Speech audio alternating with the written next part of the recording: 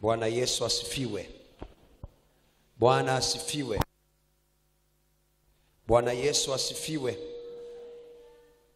Niwakaribishe katika ibada hii na moja kwa moja niwapeleke katika ujumbe wa neno la Bwana wa siku ya leo.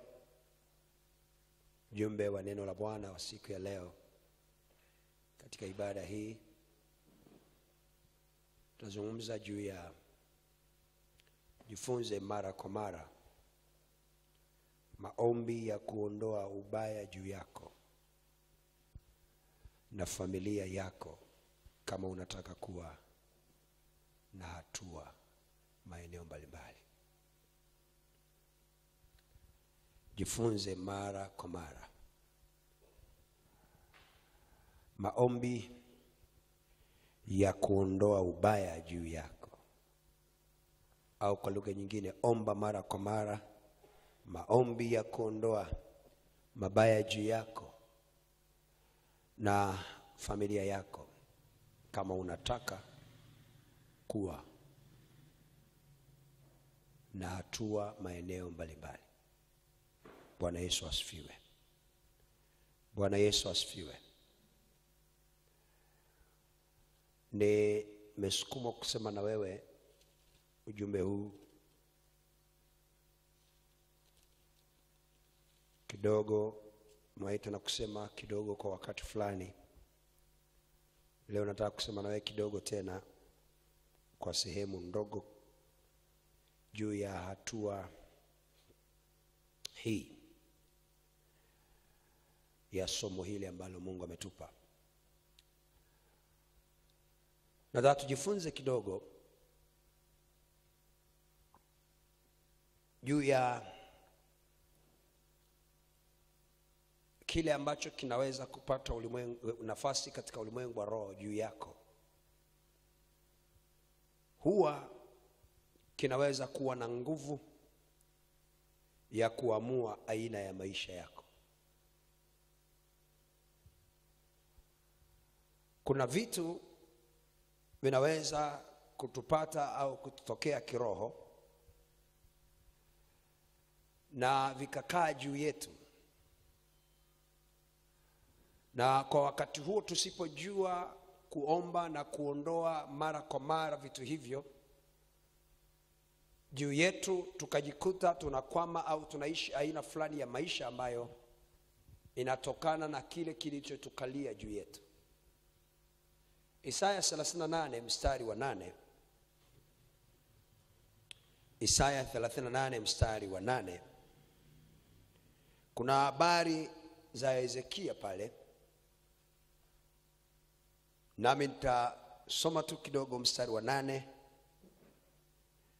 Baada ya Hezekia kupata ile tatizo ambalo alikuwa anapitia na kuambiwa na kufa, mstari wa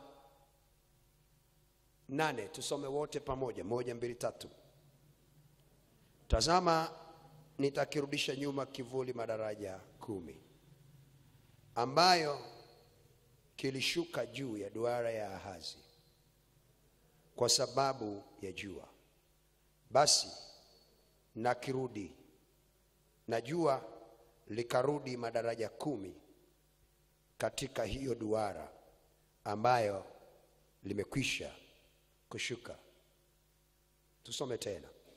Tazama, nitakirudisha nyuma kivuli madaraja 10 ambayo kilishuka juu ya duara ya Ahazi kwa sababu ya jua. Nasema nitakirudisha nyuma hicho kivuli madaraja 10 ambacho kilishuka juu, kilikaa juu ya duara ya Ahazi. Niwahi kusema Ahazi ni baba yake Hezekia, na uharibifu ulipokuja ulikuja ukakaa juu ya kwake, ukaenda kwenye familia. Bwana asifiwe. Alafu ukaanza kumkabili Hezekia. Kuna nguvu inaweza ikatembea ikaja juu yako, alafu ikakuzuia au ikaanza kushughulika na mambo kadha wa kadha. Fungua kitabu kile cha Ayubu. Sizungumzi habari ya madaraja pale leo, wala sizungumzi juu ya Hezekia kuugua kwake. Nataka kuzungumza juu ya kile ile nguvu iliyokuja juu yako, ile roho iliyokuja juu yako. Kitu chochote ambacho kimeinuliwa kikaja juu yako kinaweza kukugharimu na kukutesa. Okay, tusome mlango wa kwanza wa Ayubu.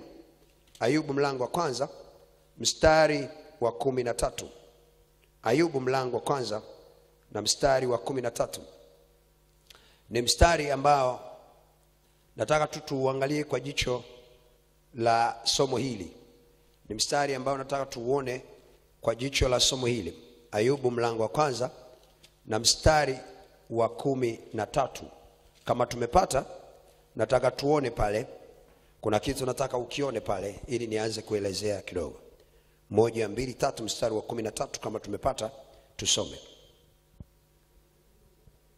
Ilitukia siku moja, hao nawe na binti, tusome 1, 2, 3.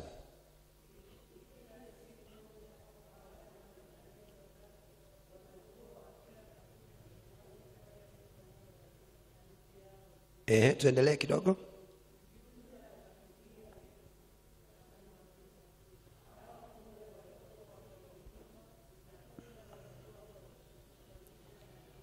Mara Waseba wakawashambulia, wakawachukua, wakaenda nao. Naam, wamewaua hao watumishi kwa makali ya upanga. Mimi peke yangu nimepona, mimi tu kukuletea habari. Soma na ule mstari tena unaofuata 16.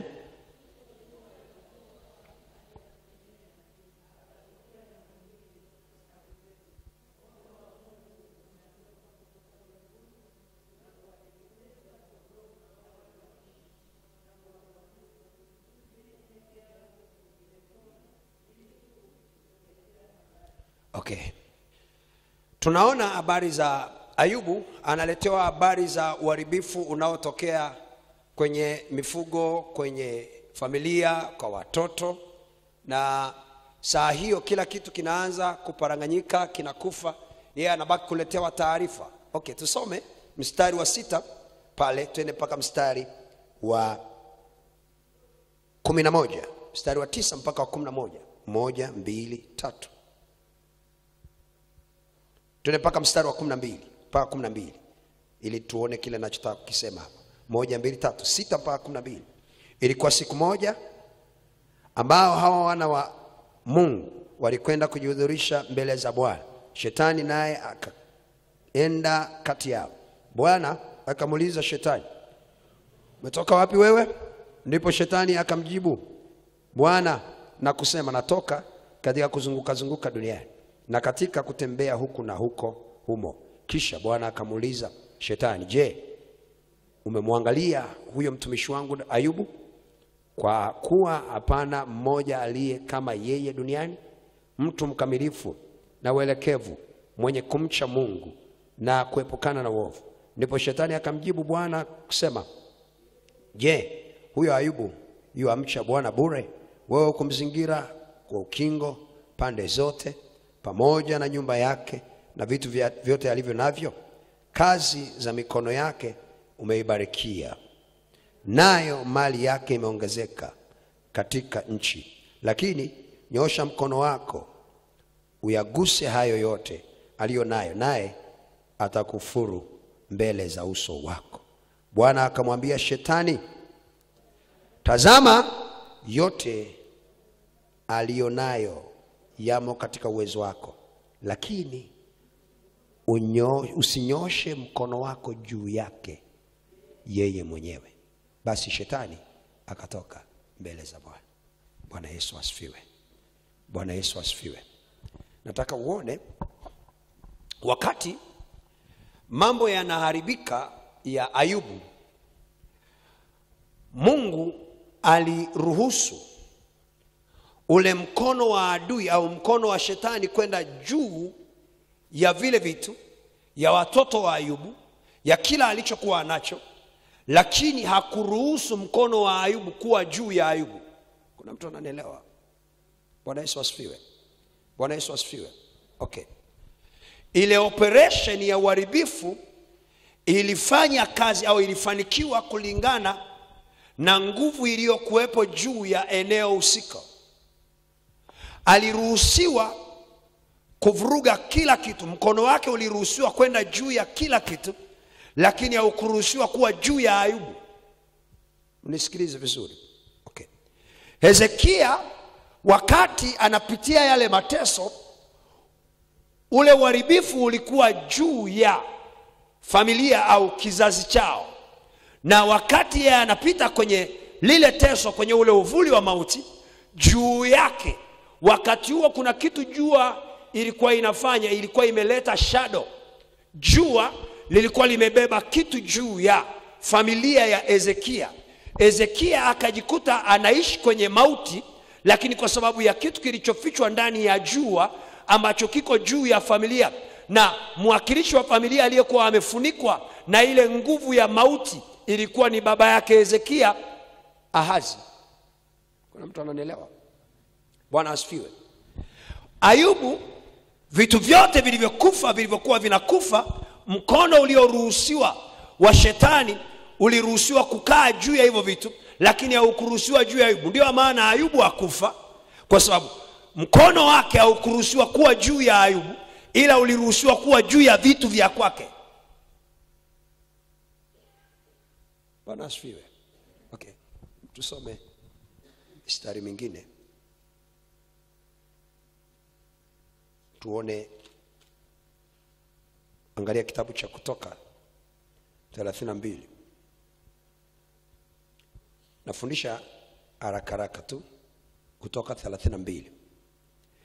Kilichopo juu yako kinaweza kuwa na uwezo juu ya maisha yako, na kikaamua uishi katika hali ipi kwa huo wakati. Okay. Kutoka 32:21. Kutoka 32:21. Baada ya Haruni kukosea, kuna kitu kilienda kikakaa juu ya wana wa Israeli. Ile dhambi haikuingia ndani, ile dhambi ilikaa. Hebu tusome mstari wa 30. Mstari wa 21. 1, 2, 3. Musa akamwambia Haruni, watu hawa wamekufanyani hata ukaleta dhambi hii kuu juu yao? Okay. Tunafahamu baada ya wana wa Israeli kugafilika pale njiani walipokuwa wanaenda Misri, Musa akiwa amepanda mlimani kwenda kuomba ili kupokea maelekezo ya kimungu, Haruni na watu walipoona amechelewa, Haruni akabuni mbinu ya namna ya kufanya wanavyoweza kufanya ili waendelee. Akatengeneza ndama. Unanisikia? Alipotengeneza ndama, lile kosa liliwanajisi wote, likavuruga familia zote, wakatoka kwenye ule wakfu wa Mungu. Sasa ukiangalia wakfu wa Mungu ulipotoka kwao, ulitolewa kwa kitu gani? Wao hawakutenda ile dhambi. Aliyekosea akawaingiza pale ni Haruni, na Haruni alipokosea akawaingiza pale, Biblia inasema baada ya kutengeneza yule ndama, ile dhambi ilikuja ikakaa juu ya wana wa Israeli. Haikuingia ndani. Kuna dhambi inayoingia ndani na kuna dhambi inayoishi juu ya. Kuna mtu anaelewa? Okay. Ilipokuja juu ya wana wa Israeli, ilibomoa mahusiano yao, ikavuruga nafsi zao, alafu Biblia inatuambia ikawatenga na baraka. Ndio maana sasa ukisoma mstari wa 29 na kuendelea, anasema jiwekeni wakfu leo ninyi na watoto wenu na ndugu zenu ili mpate baraka. Kwa nini? Kwa sababu kuna kitu kimetokea na hicho kitu kimeletwa juu yao. Haruni amefanya dhambi, dhambi ikaja juu ya wana wa Israeli. Bwana asifiwe. Bwana Yesu atusaidie. Okay. Kuna vitu kwenye ulimwengu wa kiroho vinaweza vikafanyika, vikaibuka, vikaja vikakaa juu yako au juu ya kitu unachokifanya, alafu kile kitu kikaingia kwenye hali ya uharibifu. Mara nyingine sio kwa sababu wewe ulijikuta umehusiana na kile kitu, no. Kwenye ulimwengu wa kiroho kuna vitu vinatokea kwenye maeneo mbalimbali. Mara nyingine sio kwa sababu tumesababisha, lakini ni roho zinazoinuliwa kwa wakati fulani, na zinakuja zinaanza kufanya kazi juu yako, juu ya biashara, juu ya ndoa, juu ya elimu, kwenye maeneo mbalimbali, alafu inaanza kuzalisha uharibifu, na mara nyingine hujui umetokea wapi. Wakati Hezekia anaingia pale, jua lilikuwa limefika kwenye eneo la baba yake alipo, na kwenye hilo eneo, kwenye ulimwengu wa roho, lile jua lilipomulika baba yake, ghafla kivuli kile kikaenda kikafunika uzao, na kilipofunika uzao kikamfunika Hezekia. Kansa ya Hezekia ilitokana na kilichotoka juu, kilichofunika kwenye yale mazingira aliyopo. Kuna mtu ananielewa? Wakati fulani nilizungumza habari ya madaraja. Kuna kitu kilivuka, kinatembea na ulimwengu wa roho na ulimwengu wa roho. Sasa kafika mahali kikakutana na jua. Alafu jua wakati imefika pale likafunika mtu juu. Alafu kwenye ile jua huku chini kukatokea shadow. Alafu Hezekia yuko kwenye ile shadow. Ile shadow ikaleta uharibifu ambao Hezekia aliishi. Kuna mtu ananisikia? Kuna kitu kinaweza kikaibuka kutoka mahali kikaja juu yako. Kikishakuja juu yako, kama ni roho mbaya, inaweza ikaharibu maisha yako, na vitu unavyofanya huku chini vikaanza kuharibika au kufa pasipo kujua imetokea wapi. Sasa ndio maana nakufundisha, jifunze mara kwa mara kuomba na kuondoa. Okay, ngoja tuone. Najaribu kukuonyesha kwa utaratibu. Angalia kitabu cha Ayubu 13.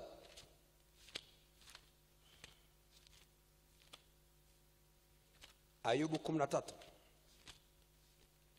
Nataka nikuonyeshe, ukimwona mtu anapitia uharibifu fulani, ni lazima, kama unaufahamu, ujichunguze au mjulishe ajichunguze juu yake. Kuna aina gani ya kitu? Kwa sababu ile hali anayopitia mara nyingine inatokana na kilichoko juu. Kuna kitu kimeibuka kwenye huo wakati, na inawezekana ni msimu wa kwao kupita kwenye hivyo vitu miaka au miezi fulani ya mwaka. Kwa hiyo ile kitu ikishafika kwenye ule wakati, ulichowahi kusikia wakati fulani sema hizi tarehe za kupatwa kwa jua, si ndio? Jua linafika mahali fulani alafu linakutana na nini? Inafunika, si ndio? Alafu kuna kitu kinatokea huko chini, sio? Sasa kwenye ulimwengu wa kiroho kuna vitu vinazunguka, na vinapozunguka ni spirit fulani, zinafika mahali, zinaweza zikafika umeshughulika nayo ikahama ikaondoka. Baada ya muda fulani ikarudi ikaja ikakaa juu yako. Ikija ikaa juu yako inatengeneza tena hali ya kipindi kama kile au zaidi ya kile, na inaweza ikakuua. Hebu angalia uchungu, angalia pia aibu huwa inakaa eneo gani kwenye ulimwengu wa kiroho. Some pale kwenye kitabu cha Ayubu 13 mstari wa 26. Ayubu 13 mstari wa 26. Kama tumepata Ayubu 13:26, tusome 1, 2, 3. Kwani umeandika maneno ya uchungu juu yangu na kunirithisha maovu ya ujana wangu. Kuna mtu anaona mstari? Kilichokaa juu yake nini? Uchungu. Alafu urithi anaoupokea nini?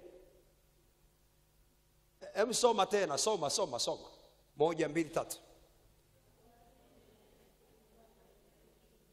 Kwani umeandika maneno ya uchungu juu yangu, alafu kinachotokea ninarithishwa maovu ya ujana wangu. Kuna kitu kinakaa juu yako, alafu unastahilishwa aina fulani ya matokeo. Anapokea urithi wa vitu alivyokosea kwenye ujana, lakini kwa sababu ya maneno ya uchungu yaliyokaa juu yake. Kuna wakati mwingine roho ya uchungu haitokani na mazingira tu ya ndani. Roho ya uchungu inatokana na hali ya kile kilichokaa juu yako. Okay, angalia mfano mwingine, Ayubu. Angalia Matendo ya Mitume. Angalia Ayubu 13 hapo. 12, Ayubu 12 mstari wa 21. Ayubu 12 mstari wa 21. Ayubu 12 mstari wa 21. 1, 2, 3. Humwaga aibu juu ya hao wakuu na kulegeza mshipi wa wenye nguvu. Kuna mtu anaona mstari, anataka hao watu wawe wesi. Anamwaga nini? Aibu. Aibu ikishakaa juu yao, kila kitu huku chini kinaenda isivyo. Okay. Kuna mtu anatembea na roho ya aibu juu yake, imemfunika, alafu vitu anavyofanya huku chini vinakwenda kiulegevu, havisimami, havikui, havifanikiwi, kwa sababu kuna roho ya aibu amebeba juu yake. Najaribu kusema huku na huku, siendi kwenye engo moja, ni sawa? Unanisikia? Roho ya aibu iko juu. Yani huyu mtu amefunikwa na kitu cha aibu, roho ya aibu imekaa juu yake, alafu kila kitu anakuwa mlege, anajikuta vitu anavyofanya haviendi, vinakwama. Kuna aina ya roho, kuna aina ya spirit, kuna aina ya mifumo ya giza inaweza kuibua kitu kikaja juu yako. Kuna watu wamewekewa aibu juu yao, kuna watu wamebebeshwa maneno ya uchungu juu yao, na baada ya kubebeshwa kuna matokeo, kuna urithi yani kuna sehemu ya kitu fulani unatembea nacho kwenye maisha. Wewe unafikiri ni sehemu ya maisha yako, sio sehemu yako, ni aina ya kile kilichokaa juu yako ndicho kinachozaa matokeo. Nini kipo juu yako? Muulize mwenzako, nini kimekaa juu yako? Muulize, nini kiko kwenye ukoo wenu juu yenu? Nini kipo kwenye juu ya familia yenu? Maana kuna vitu vinaweza kukaa juu yako alafu usijue. Unaona matokeo ya mauti, lakini hujui kuna kitu kimekaa juu. Saa hiyo kina operate juu yenu. Kuna mafarakano yanatokea, hayapo tu kama matokeo. Kuna roho iliyokaa juu ambayo inasababisha hayo mafarakano.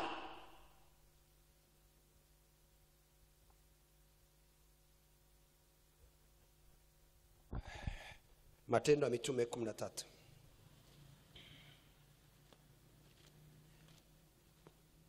Angalia wakati Paulo amekutana na huyu bwana. Matendo ya Mitume 13. Huyu jamaa anaitwa Simeoni. Ukisoma mstari wa 9 hadi wa 11, angalia huyu jamaa anaambiwaje baada ya kuonekana nafanya kitu fulani. Tusome mstari wa 9 mpaka wa 11 kama tumepata. 1, 2, 3. Matendo 13. 1, 2, 3, 9 mpaka 11. Lakini Sauli ambaye ni Paulo akijaa Roho Mtakatifu akamkazia macho, akasema, ewe mwenye kujaa hila na uovu wote, mwana wa Ibilisi, adui wa haki yote, huachi kuzipotoa njia za Bwana zilizonyoka. Angalia mstari wa 11, adhabu yake.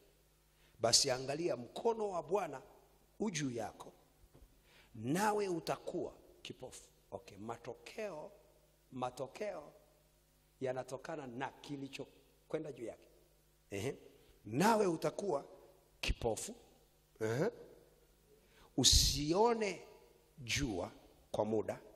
Mara kiwi kikamwangukia na giza akazunguka na kumtafuta mtu wa kumshika mkono na kumuongoza. Bwana asifiwe. Huyu mchawi alikuwa anawapotosha watu, anawavuruga watu wasielewe neno la Mungu, wasimtake Bwana. Biblia inasema baada ya Paulo kuona akiwa amejaa Roho Mtakatifu, akamwambia, nachoona mkono wa Mungu uko juu yako, nawe utakuwa. Yani kuna hali ya kitu fulani kikiinuka juu yako, kuna aina ya matokeo unayapata. Ukiona kuna hasara kwenye biashara, jua kuna kitu kimekuja juu yako kuoperate juu ya biashara. Ukiona kuna kukwama, kuna aina ya kitu kimekuja juu ya hicho kitu ambacho kimekwama. Kwa hakikwami tu kwa sababu no. Ukiona kuna mauti inanyemelea mahali, kuna kitu tayari kimekuja kimekaa juu. Sasa inawezekana ni aina fulani ya roho kutoka mahali, inawezekana ni maadui wameileta, inawezekana imetoka kwenye uchawi, imetoka kwenye uganga, imetoka kwenye mizimu, imetoka mahali. Inapokuja kama aina ya uharibifu juu yako, inapokaa juu yako, inakwamisha maisha, inaanza kukupiga kwenye mfumo fulani, nawe unakwama, haufikii kile ulichokusudiwa. Mifugo yote ya Ayubu ilikufa baada ya ule mkono wa shetani kwenda juu ya hiyo mifugo. Unanisikia? Kuna vitu vinakufa, vinakwama kwa sababu kuna roho iko juu yako. Sasa mimi nakuuliza swali, ni roho gani iko juu ya familia yenu? Ni kitu gani kimekuja juu yako saa hii? Kwa sababu watu wengi sana huwa hawaombi maombi haya mara nyingine kupambana na vitu vinavyokuja juu yao, kukabiliana na matokeo yanayotokea kwao. Matokeo mengine ulionayo. Kumbuka hata Biblia inatuambia wakati Yesu anazaliwa aliambiwa hivi, atakuja roho atakaa juu yako Mariamu, nawe utapata mimba. Unanisikia? Ile mimba ilitokana na kile kilichokaa juu yake. Kuna roho, kuna vitu unapokea vinaishi ndani yako kulingana na kilichokuja juu yako saa hii.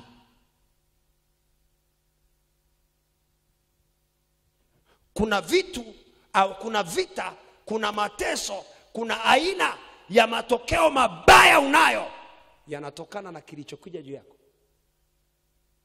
Nini kipo juu yako? Muulize mwenzako, kumwambia nini kipo juu yako. Mwangalie usoni, muulize nini kipo juu yako. Okay, angalia Zaburi. Na kitu fulani hapa tukione kwenye Zaburi ya 147. Angalia pale kwenye Zaburi ya 147. Haleluya. Bwana Yesu asifiwe. Zaburi ya 147.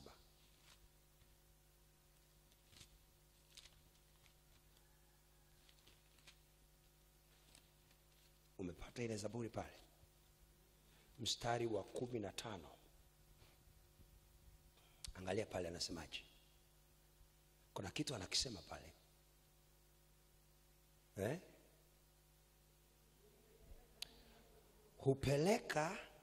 Huipeleka amri yake juu ya nchi, neno lake lapiga mbio sana. Kuna mtu anaona mstari? Kuna kitu kikisha kaa juu ya kitu, kuna kitu kinafanikiwa kuchini haraka. Unanisikia? Sasa kuna spirit ikija kama imebeba ubaya na kuna kitu kinatokea huku chini haraka, matokeo. Mungu anapotaka vitu fulani vya kwake vifanikiwe katika nchi, Biblia inasema anaipeleka hiyo roho, alafu ile roho ikishafika mahali, ghafla unaanza kuona matokeo. Kuna mtu ananielewa?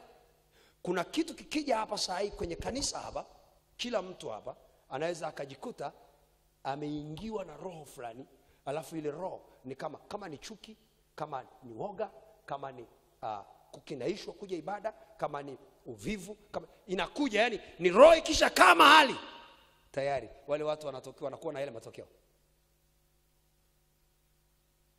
Unanisikia?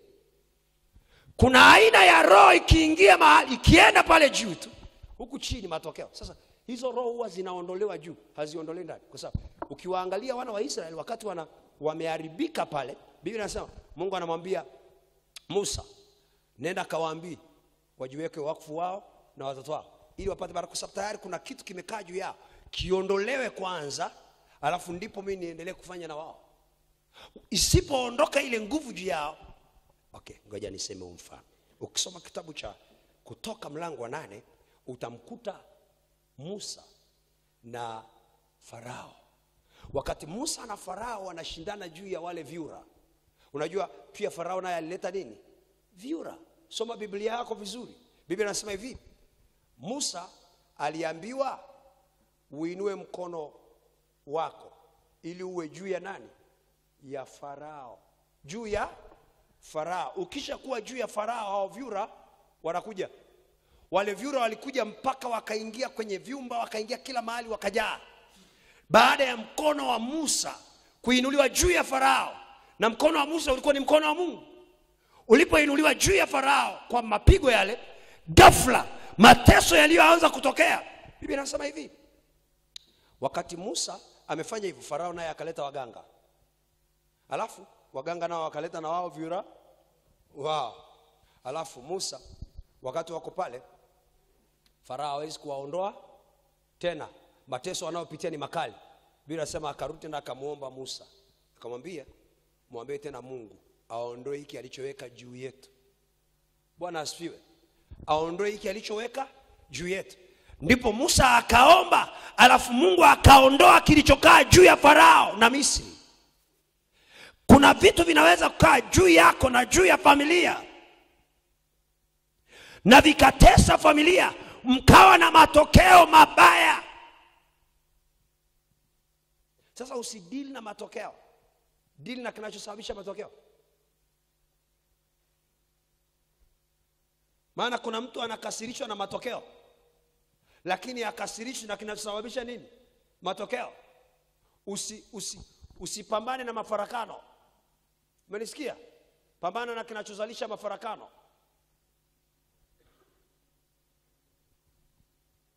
Anasema nitaipeleka amri yangu juu ya nchi haraka, itakaa juu ya nchi. Kisha kaa juu ya nchi, ile amri tu, kila kitu cha kwangu kinaenda mbio.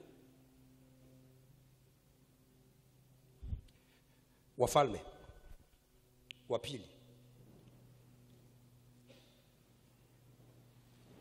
Wafalme wa pili 21. Wafalme wa pili 21:19.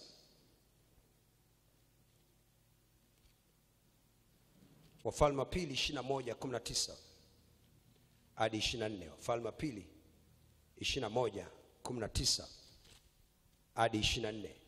Bwana asifiwe. Mepata? 19 hadi 24 tusome wote. Muangalie pale Amon.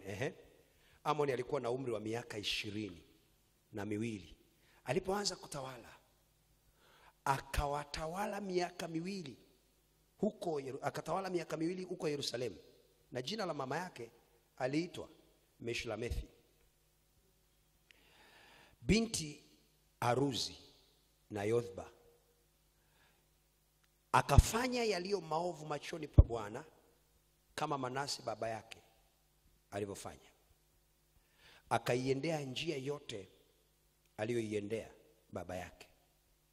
Akazitumikia sanamu alizozitumikia baba yake, akaziabudu. Mimi nataka uone huko mbele kilichomuua.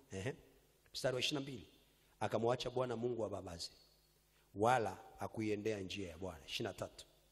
Na watumishi wa Amoni wakafanya fitina juu yake. Kuna mtu anaona mstari? Soma mstari. Wakafanya fitina juu yake, wakamuua mfalme ndani ya nyumba yake mwenyewe. Mstari wa 24. Lakini watu wa nchi wakawaua wote waliofanya fitina juu yake mfalme Amon. Watu wa nchi wakamfanya Yosia mwanawe awe mfalme mahali pake. Okay. Kuna fitina ilifanyika juu ya huyu bwana wakati yeye anatawala, hajui kinachoendelea, mpango uliopangwa juu yake. Kuna mtu ananielewa? Akajikuta anatembea chini ya fitina iliyoandaliwa, lakini yeye hajui. Ile fitina ikakamilika, akafa. Anakufa. Angalia, walikuja kudeal, walijua kabisa tukiwaacha waliotengeneza hii fitina juu ya huyu bwana, itatengenezwa na nyingine itamuua nani? Yosia. Sasa tudili na nani? Na waliotengeneza fitina juu ya huyu mtu. Unanisikia? Okay. Kilichomuua huyu bwana ni fitina. Unaposikia neno fitina, fitina sio umbea. Unanisikia? Fitina inaweza kufanyika mahali ambapo wewe upo, katikati ya eneo ambalo upo, na watu hawakuonyeshi ubaya, lakini ndani yao una mpango mwovu. Unanisikia? Wakati wanapanga ule mpango, kumbuka ulimwengu wa roho, ile vita yote waliokuwa wanaipanga ilikuwa inaelekea juu ya huyu mtu, na huyu mtu alianza kudhoofika. Biblia inasema akajikuta anafanya vibaya kwenye nafasi ile, akafuata sawa sawa na baba yake alivyofanya, akatenda mpaka akakosea, akamaliza vibaya. Hawa watu wakamuua kwa ile fitina walioiweka juu yake. Kuna kitu kinaweza kupangwa, kuna vita inaweza kupangwa juu yako, ikaja ikaishi kwenye ulimwengu wa roho bila wewe kujua, na ukafa kwa hicho kitu pasipo wewe kujua umekufa na nini. Huyu bwana hakujua kinachomuua. Na Amoni alikufa, na nafikiri kama yuko mbinguni au yuko wapi, hajui kilichofanyaje, kilichomuua. Sisi tumepewa tu story ya kilichofanyaje, kilichomuua. Kuna watu wanakufa kulingana na vitu vilivyotengenezwa juu yao. Kuna mazingira ya uharibifu yametengenezwa juu ya maisha yako, na yamekaa hapo, yanatakiwa kuondolewa. Sipoondolewa, kuna mahali unaweza kupotea. Nikuonyeshe mifano miwili mitatu tumalizie. Isaya 25. Isaya 25. Isaya 25. Isaya 25.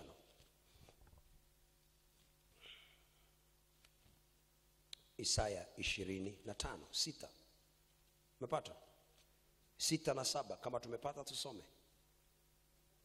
Karamu hiyo inazungumzwa pale, na katika mlima huu Bwana wa majeshi atawafanyia mataifa yote karamu ya vitu vinono, karamu ya divai iliyokaa juu ya urojorojo wake, karamu ya vinono vilivyojaa mafuta, karamu ya divai iliyokaa juu ya urojorojo wake iliyochujwa sana. Mstari wa 7, angalia pale. Hii karamu nilishawahi kuzungumza hapa, ni kivuli cha meza ya Bwana. Bwana asifiwe. Okay, tuangalie mstari wa 7 ambao nataka uone pale. Naye katika mlima huu atauharibu uso wa stara iliyowekwa juu ya watu wote. Okay. Uso wa stara watu wanaonekana nao hapa, lakini umewekwa juu yao.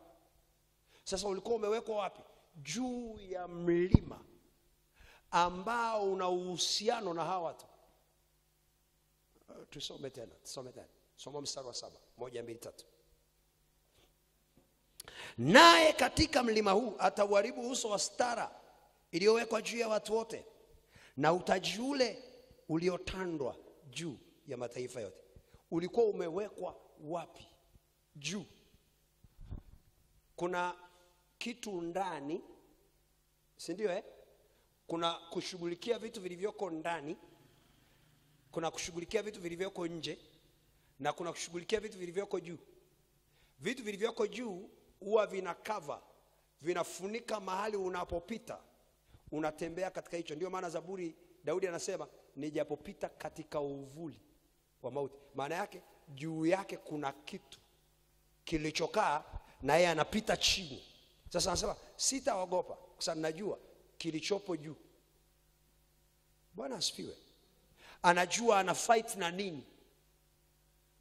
Wewe upo, lakini hujui una fight na nini. Anasema uso wa stara uliwekwa juu. Okay. Ulipowekwa juu, ulikaa juu. Wanaonekana wana uso wa stara, wanaonekana wana utaji, lakini umewekwa juu yao. Sasa katika mlima huu Bwana ataondoa huo uso wa stara uliowekwa juu ya mataifa yote, juu ya kabila zote. Kuna kitu kimewekwa juu ya familia na kinawafanya wawe na muonekano fulani.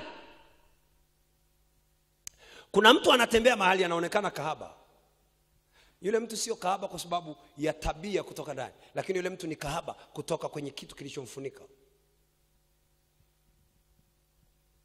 Unanisikia? Kuna mtu amefunikwa na roho ya hasara. Kuna mtu amefunikwa na roho ya hasira. Yaani kwenye ulimwengu wa roho juu yake kuna roho ya hasira. Mpaka iondoke juu ndipo itamwachia ndani. Isipoondoka juu haikuachii ndani. kuna uchungu unao, nimekuonyesha mfano pale, sio? Kuna uchungu unao ndani, hautokani na hali ya ndani, unatokana na hali ya juu kilichokaa juu yako. Sasa kama juu yako kuna aina ya kitu fulani kibaya, uwe na uhakika kuna matokeo mabaya utakuwa unayaishi kwenye maisha yanayotokana na kilichoko juu. Sasa hiyo vitu vinaondolewa kwa maombi mara kwa mara. Yaani sio kitu cha pause, sio kitu cha kunyamazia. Lazima ujue kila siku unapaswa kuomba na kuondosha vitu vilivyokuja juu yako. Kuna vitu vinatokea kwenye mizimu vinakuja juu. Unanisikia?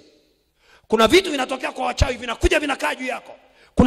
Kuna maneno yanayotumwa kutoka kwa maadui yanakuja yanakaa juu yako. Yakikaa juu yako yanakufunika, unakuwa na matokeo nje.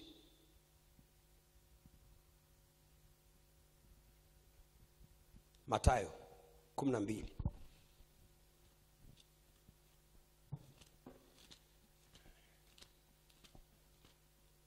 Ni neno nalijua, lakini nataka uone tena kilichoko pale juu ya hiki ninachokifundisha. Mathayo 12:25 na 26. Nini kipo juu yako? Nini kipo juu ya mtoto wako? Nini kipo juu ya maisha yako? Nini kipo juu ya familia yako? Nini kipo juu ya nyumbani kwenu? Some mstari wa 25 na 26. 1, 2, 3. Mathayo 12:25 na 26. Tumepata wote? Tunasoma pamoja. 1, 2, 3, 25 na 26.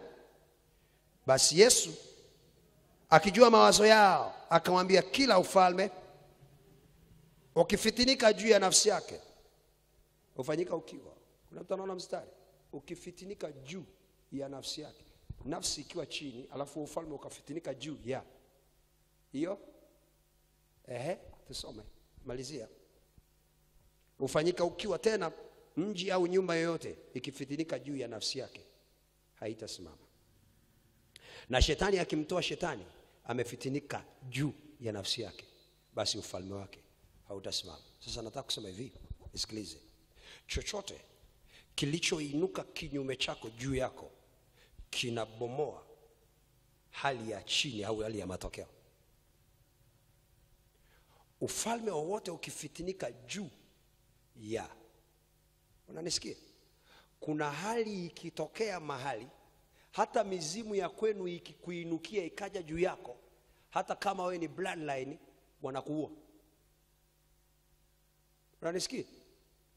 Uharibifu wote, matokeo yote unayoyaona kwenye maisha ya watu, kuna vitu vinatokea, vinaibuka juu yao. Vinapoibuka juu yao, vinaua hali ya uhalisia wa maisha na matokeo yao yanakuwa mabaya. Kuna kitu kimeibuliwa juu yako. Kuna kitu kinapokuja juu yako kinaleta uharibifu. Kuna watu wanatembea na hali fulani juu yao na hawajui, na ile hali imebomoa vitu unavyovifanya. Unashika ukitegemea matokeo mazuri, hakuna matokeo. Unaingia mahali kwa sababu una kitu kimekaa juu yako. Kwa jinsi ya nje uko sawa, uko kawaida, lakini juu yako katika ulimwengu wa roho kuna kitu kinatembea na wewe. Kile kitu kinasababisha hata ukifika mahali unakataliwa. Watu hawakutaki, watu hawakukubali. Unasema mimi nina nini? Mbona kwa jinsi ya nje niko sawa? Kwa jinsi ya ndani kuna shida rohoni, kuna kitu kimekaa juu yako na kinakupa matokeo. Watu wanakuona vibaya kwa sababu kuna kitu kujua.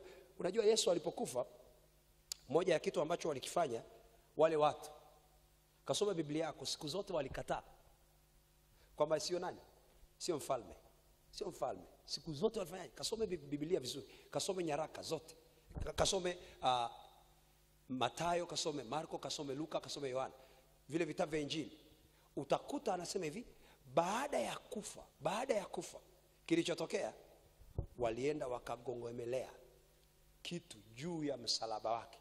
Au wakasema huyu ndiye mfalme wa Wayahudi. Kuna mtu ananielewa? Okay. Kwa nini walikuja wakaweka juu wakati muda wote walikataa? Kuna kitu kilitakiwa kudhihirishwa kimatokeo, kwa sababu tayari ilitabiriwa baada ya siku 3 huyo mfalme atafanyaje? atafufuka. Unanisikia? Kuna vitu kinadharia uwezi kuviona kwa jinsi ya kawaida, lakini kwa jinsi ya kiroho vinatembea na wewe juu yako na vimebeba mantiki mbaya kwenye maisha yako, vimebeba matokeo maovu. Kwa jinsi ya nje mimi sioni, kwa jinsi ya nje wewe uoni, ndugu zako hawaoni, lakini kwa jinsi ya kiroho inasukuma, inaleta msukumo wa wewe kukataliwa, wa wewe kuonekana hufai. Kuna vitu vinaharibika kwenye mikono yako sababu ya ulichobeba juu yako. Umebeba nini? Muulize mwenzako, mwambie una nini juu yako. Mwangalie usoni, mwambie una nini juu yako. Mwangalie tena, mwambie una nini juu yako. Kwa sababu ya muda niishia hapa. Anasema utaondolewa, ule uso wa stara utaondolewa juu yako kwa sababu umepewa, umewekwa juu yao. Kuna aina ya nguvu imewekwa juu yako. Biblia inasema kile kivuli kilipokuja kilikava duara ya Ahazi kwa sababu ya jua, ikakaa juu ya.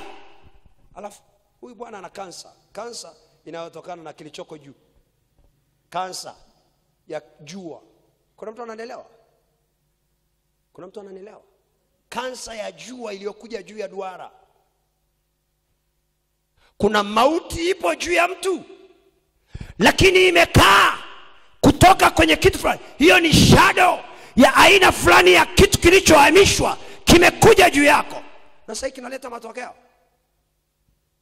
Simama mahali ulipo tuombe. Sijui una kitu gani. Kuna matokeo ya vitu kwenye maisha yako inatokana na kilichopo juu yako. Nini kipo juu yako? Inua mikono yako. Kwa dakika chache nasikia Roho Bwana amenipaka mafuta ya kufukuza hicho kitu. Kuna wengine wakishika chochote ni hasara. Wengine wakifanya chochote wanaumia, wanapitia mabaya, wanapitia uharibifu. Kuna roho zimekaa juu yao, zinasema no, zimekataa usiende, ziko juu yako. Sema Bwana Yesu, majira haya niko mbele zako. Inawezekana kwenye ulimwengu wa roho juu yangu kuna aina ya roho imekaa, imejificha, haitaki niende mahali pazuri, imeleta matokeo mabaya kwenye maisha yangu. Saa hii ninaomba hicho kilichokaa juu yangu, kinachoua utumishi, kinachoua huduma, kilicholeta uchungu, kilicholeta aibu, kinacholeta matokeo mabaya ya maisha, saa hii Bwana, ninajua sawasawa na neno lako kwenye kitabu cha Nyakati inasema shetani akakaa juu ya taifa la Israeli, alafu akamvuruga Daudi. Bwana, saa hii kuna roho imekaa juu yangu, imekaa juu ya watoto wangu, imekaa juu ya maisha yangu. Kuna uovu umekaa juu yangu, umeleta chuki, umeleta mauti, umeleta hasira, umeleta kiburi, umeleta uharibifu ndani yangu. Sai kwa jina la Yesu, hicho kilichokaa juu yangu, kutokea kwenye mizimu ya kwetu, kutokea kwenye ukoo wa kwetu, kutokea kwa wachawi, kutokea kwa waganga, kutokea kwenye madhabahu za giza, sai kwa jina la Yesu, kwa jina la Yesu ninatangaza, kwa jina la Yesu, hicho kilichokaa juu yangu, juu ya maisha yangu, juu ya uzao wa tumbo langu, Bwana, sai hiyo roho ya hasara, roho ya magonjwa, roho ya mateso, roho ya uharibifu inayotembea yangu iniachie, iondoke. Roho inayonifanya nisidumu kwenye mahusiano, nisidumu kwenye ndoa, nisidumu kwenye maisha, nisidumu kwenye biashara, nisifanikiwe, imenipa matokeo mabaya. Sai kwa jina la Yesu, kwa jina la Yesu, ondoka juu yangu, ondoka juu yangu, achia maisha yangu. Hata kama unatokana na maagano kama uliotokana nayo yaliyokwenda kwa Hezekia, Bwana, majira haya ninakataa kilichokaa juu yangu kinacholeta matokeo mabaya yanayonitesa. Bwana, Bwana, Bwana, Bwana, sai niwe huru, niwe huru. Mizimu ya kwetu, ukoo wa baba, ukoo wa mama, mlioleta chochote juu yangu, sai na kikataa kwa jina la Yesu, kwa jina la Yesu, kwa damu ya Yesu, kwa jina la Yesu. Nakataa hiyo kansa, nakataa hiyo pressure, nakataa hiyo sukari, nakataa magonjwa yanayoua yaliyoinuliwa juu yangu, yaondoke kwa jina la Yesu, kwa jina la Yesu, kwa jina la Yesu. Inua mikono juu. Acha malaika wafuatilie. Yes, kwa dakika chache. Kuna watu tayari hizo roho ziliibuka, zimekaa juu yao, zimekaa juu yao, na walikuwa hawajui, na saa hii zimeitika. Tayari kuna vita. Hizo roho zimeitika kwenye ulimwengu wa roho. Zingine zinatembea na watu, wanafanya vitu havifanikiwi, haviendi. Wengine wameibukiwa na vita, vita vikali dhidi ya kazi, dhidi ya biashara zao, dhidi ya maisha yao. Hivyo vita, natangaza hiyo roho kwa jina la Yesu. Moja. Ndio, ndio, ndio, ndio. Roho uliyekaa juu yake ulipewa kazi ya kufunika jina lake, kulifunika jina lake, kuweka shadow juu ya jina, juu ya nafsi, juu ya nafsi, juu ya nafsi, juu ya nafsi, juu ya nafsi, juu ya nafsi. Achia huyo mtu, achia hayo maisha, achia hivyo vipawa mlivyoviona, achia hiyo karama mlioiona ambayo tayari mmeinuka kuipiga, mmeinuka kuifunika. Hiyo nguvu ya ufanyaji wa biashara na kipawa chake cha biashara mmekifunika, mmemzuia. Sikia kwa jina la Yesu, ondoka. Moja, achia. Ndio. Hebu ina mkono juu. Ni uombe huo mkono, alafu utaweka juu ya kichwa. Sema Bwana Yesu, Bwana Yesu, Bwana Yesu, Bwana Yesu, saa hii kila kilichokaa juu yangu kiondoke kwa mamlaka yako, kiondoke kwa mamlaka yako, kiondoke juu ya kichwa changu, juu ya maisha yangu, kwa jina la Yesu, kwa jina la Yesu, kwa jina la Yesu, kwa jina la Yesu, kwa jina la Yesu, kwa jina la Yesu. Achia sasa, achia sasa, achia sasa. Weka mkono kichwani. Yes. Achia, achia.